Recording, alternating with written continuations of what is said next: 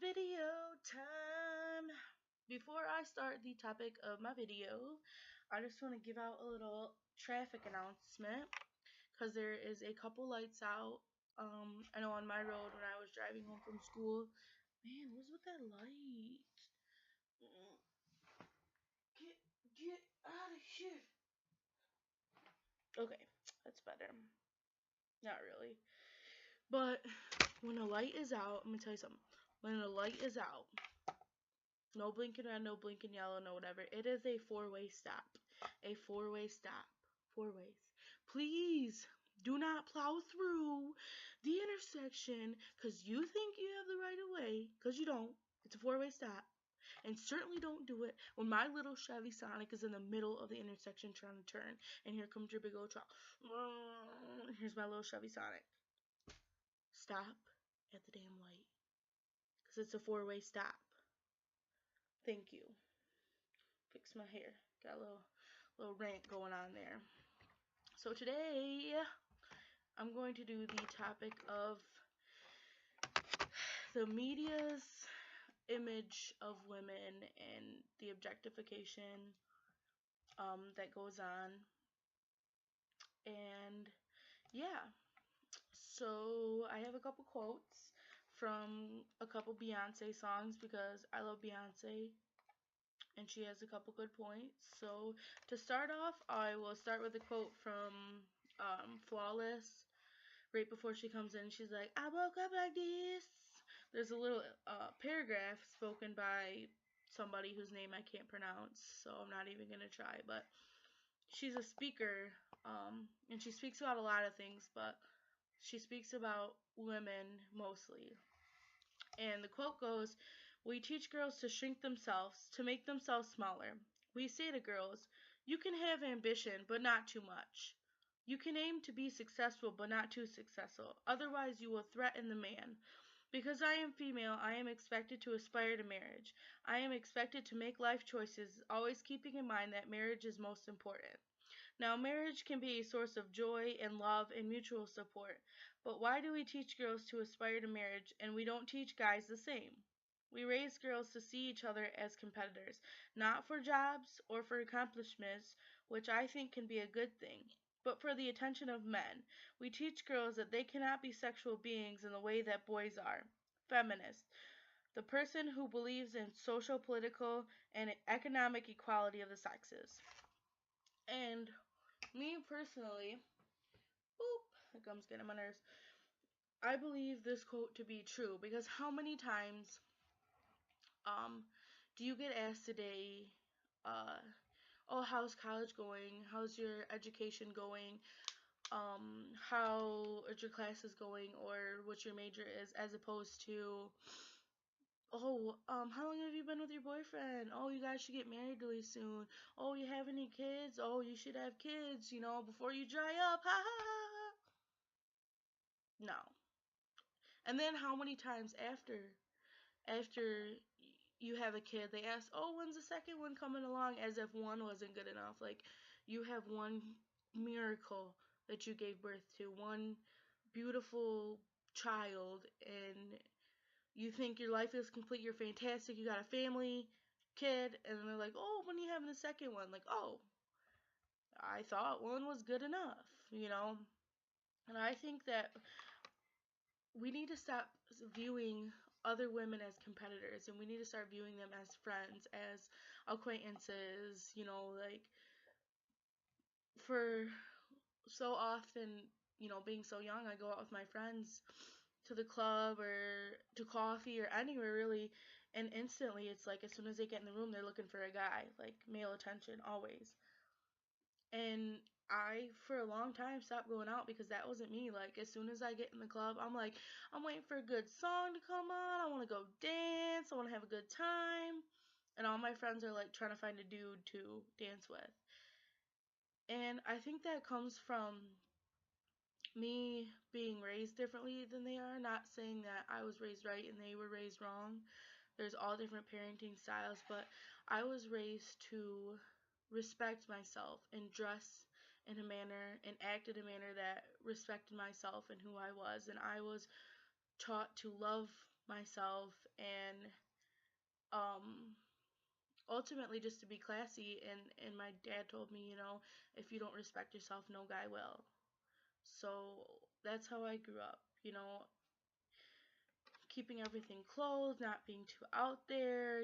My when I first got a phone, my parents looked at my text messages, like, and then, they started to loosen the grip, started to let me go out and explore, experience other things, and I hated it because I was completely in love with myself and who I was and my body. And then I went out and with, magazines when you're a kid, reading those little teen magazines and your friends seeing other things on TV and stuff like that and talking about it. And they're like, well, I'm going to do this with my hair. I'm going to do this with my makeup. Or, me and Timmy kissed under the tree yesterday or whatever. And I'm like, I don't know how to do my hair and I don't know how to wear makeup and I don't have a boyfriend, so there must be something wrong with me, is what I viewed it as. And that's where the problem comes from.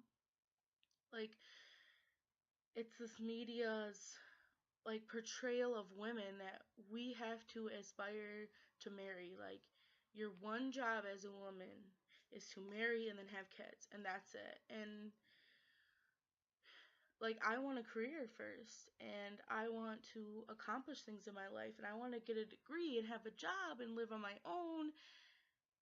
And I get joked at and made fun of, saying, oh, you'll never get married, or watch you be the girl with 17 kids. And just because I want to, aspire to a career and a degree first. And I think that we as a whole need to stop attacking other girls and stop getting in little groups and gossiping and talking, and start trying to understand their half, and being more compassionate, and banding together and respecting ourselves as a whole, and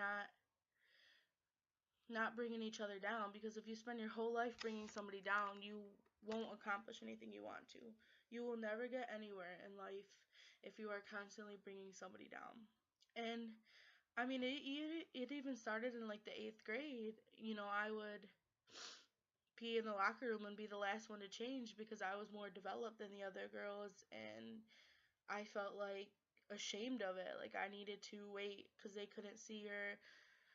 They couldn't see, and because I, felt like I needed to be flat chested, or I needed to be stick skinny, or I needed to not have a butt, and that's how I needed to be because all the other girls were like that and I was different. And that's where part of it grew from, where this negative body image, like, I need to go on a diet and lose 50 pounds, or I need to do this with my makeup to contour to make my face look smaller, I need to wear my hair like this to cover up my blemishes. And I mean, it's a problem because advertisers are making their money, filling their pockets with making women feel like dirt, like they aren't good enough. And I just think we all need to do a little bit of looking in the mirror, and saying, I am beautiful and I am worth something no matter what anybody else says. Because of course we all get it. I've got it, you're too big, your shoulders are too broad, you're too fat, you could lose some weight, your thighs are a little big, your butt is too big, or why'd you wear those, your butt's sticking out. And believe me, like, it was hard buying clothes growing up because I had boobs before anybody else in my class did, and it was terrible trying to find shirts that didn't cut down super low or that covered, and pants that would go up over my butt and not be super big in the waist. And I wanted to cover myself, and I was ashamed of my body. And I think that, it needs to stop, and we need to start loving ourselves more and telling ourselves, women are not our competition. Women, other girls are not our competition for male attention. They should be our competition in the sense of success and knowledge and intelligence and even athleticism, more so the attention for men, because that can go away. That comes and go. Guys come and go like the seasons. And if you base your sole happiness on whether or not a guy likes you or gives you attention, you will never be happy. Because, like I said, guys come and go. So you need to be happy with yourself when you're all alone and love yourself when you're all alone and there's nobody else around or nobody else will. You need to respect yourself, love yourself, and be happy with yourself.